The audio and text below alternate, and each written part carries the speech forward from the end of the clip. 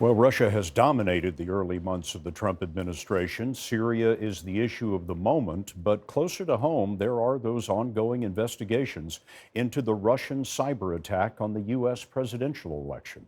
Here's Major Garrett. Putin is backing a person that's truly an evil person. In an interview with Fox Business, President Trump called Syria's Assad an animal. It's the latest flashpoint in the complicated relationship between the U.S. and Russia. Earlier today, the Russian Foreign Ministry said the relationship is more complicated than it has been at any point since the end of the Cold War.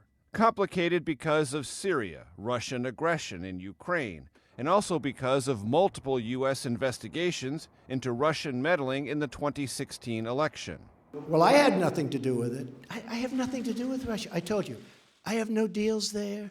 I have no anything. Those investigations include examining whether anyone associated with Mr. Trump colluded with Russian officials. Prior to taking office, Mr. Trump repeatedly praised Russian President Vladimir Putin, at one point calling him, quote, very smart. If he says great things about me, I'm going to say great things about him. I've already said he is really very much of a leader.